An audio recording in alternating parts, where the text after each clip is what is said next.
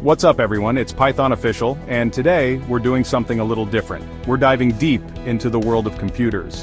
Have you ever wondered what makes a computer tick? You know, what's actually going on inside that sleek laptop or that powerful desktop? Today we'll uncover the important parts of a computer and how they work together to power your digital world. We're talking CPUs, RAM, GPUs, all the good stuff. Whether you're a total beginner or a tech enthusiast, this video is your guide to understanding the heart of your digital experience. So, let's get right into it. First up, we have the CPU, or the Central Processing Unit. This is the brain of your computer, the command center, the big cheese. It handles everything from running your applications to browsing the web to even editing your videos. The CPU is constantly processing instructions, performing calculations, and basically making sure everything runs smoothly. Think of it as a super-fast juggler, managing tons of tasks simultaneously. It fetches instructions from your software, decodes what they mean, executes those instructions, and then moves on to the next task, all at incredible speeds. We're talking billions of operations per second.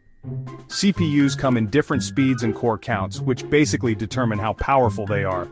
A higher clock speed means it can process information faster, while more cores allow it to handle multiple tasks simultaneously. Now, the CPU doesn't work alone. It relies heavily on something called RAM, which brings us to our next component. Next, we have the motherboard. This is like the foundation of your computer, the central nervous system. It's a big circuit board that connects all the different components we're talking about.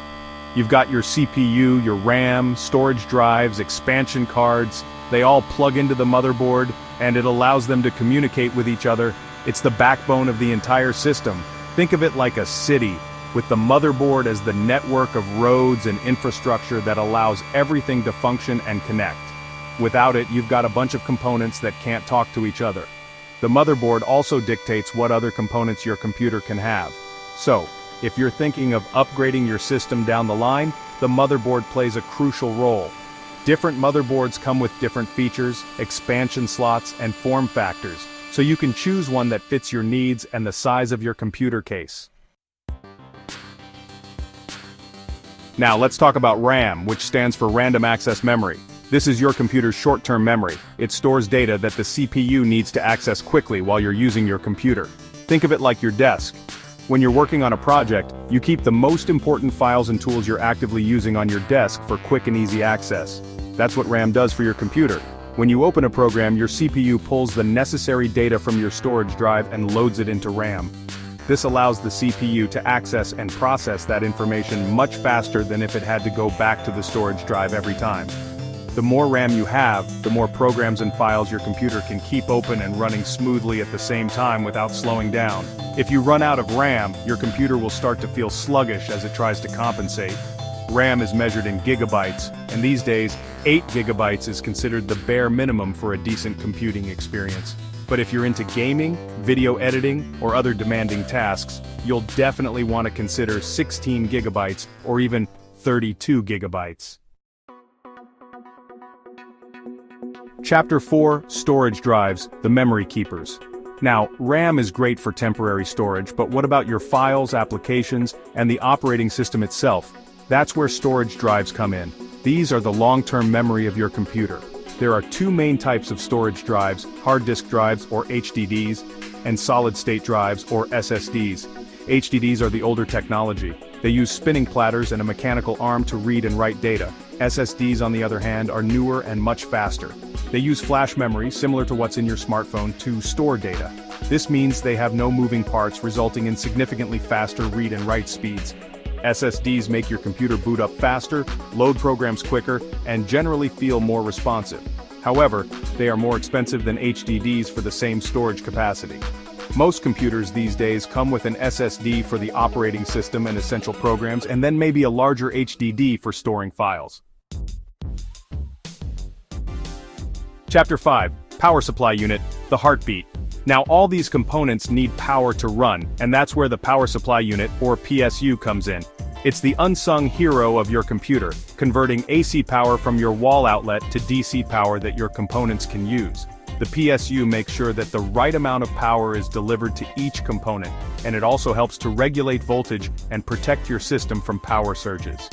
PSUs come in different wattages, which indicate how much power they can deliver. You'll want to choose a PSU that can comfortably handle the power requirements of all your components, especially if you're running a high-end graphics card or overclocking your CPU. A good quality PSU is crucial for system stability and longevity. It's not something you want to skimp on, as a faulty PSU can potentially damage your other components. Chapter 6. Graphics Processing Unit, the Visual Mastermind. Next we have the GPU, or Graphics Processing Unit. This is the component responsible for everything you see on your screen. From rendering images and videos to displaying your operating system, the GPU handles it all. While the CPU can handle basic graphics processing, a dedicated GPU is essential for anything more demanding, like gaming, video editing, or 3D modeling. GPUs are designed specifically for these tasks, and they can process massive amounts of visual data in parallel. Think of it this way, the CPU is like the director of a movie, giving instructions, while the GPU is the entire special effects team, bringing those instructions to life visually. GPUs come in a range of performance levels, from entry-level cards for casual gaming to high-end beasts that can handle the most demanding games and professional workloads. Now we can't forget about the input and output devices, the things that allow you to actually interact with your computer. On the input side we have things like your keyboard and mouse, which let you input commands and navigate your system. But it's not just limited to the classics. We've also got webcams for video conferencing, microphones for recording audio, and even game controllers for a more immersive gaming experience. These devices translate your actions into signals that the computer can understand. On the output side we have monitors which display the visual output from your computer, and speakers, which handle the audio. These devices take the processed data from the computer and present it to you in a way you can understand. And let's not forget about printers, which let you create hard copies of your documents, and headphones, which provide a more private audio experience. The world of input and output devices is constantly evolving, with new and innovative ways to interact with our computers emerging all the time. With all these powerful components working together, your computer can generate a lot of heat. And just like any electronic device, too much heat can be a bad thing. That's where cooling systems come in. They help to regulate the temperature inside your computer case, preventing components from overheating and ensuring optimal performance. The most common type of cooling is air cooling, which typically involves fans that draw in cool air and exhaust hot air from the case. You've got case fans that circulate air throughout the case, and then you've got CPU coolers that sit on top of your CPU, drawing heat away from that hot chip. For more demanding systems, you can even go with liquid cooling, which uses a closed-loop system of tubes filled with liquid to transfer heat away from components. Liquid cooling is generally quieter and more efficient than air cooling, but it's also more expensive and complex to install. A good cooling system is essential for maintaining the longevity of your components and preventing those dreaded system crashes. So there you have it, a breakdown of the essential parts of your computer. From the CPU that acts as the brain to the motherboard that connects it all, each component plays a crucial role in creating the seamless digital experience we often take for granted. Understanding how these components work together gives you a deeper appreciation for the technology that powers our modern world. It also empowers you to make informed decisions when building, upgrading, or troubleshooting your own computer. Whether you're a casual user or a tech enthusiast, I hope this video has given you a better understanding of the incredible machines we use every day.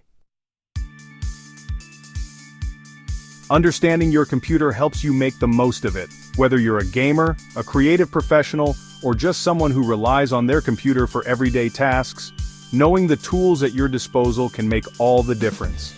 If you enjoyed this deep dive into the world of computers, hit that like button and subscribe for more content like this. And let me know in the comments what tech topic you'd like to see broken down next. Thanks for watching.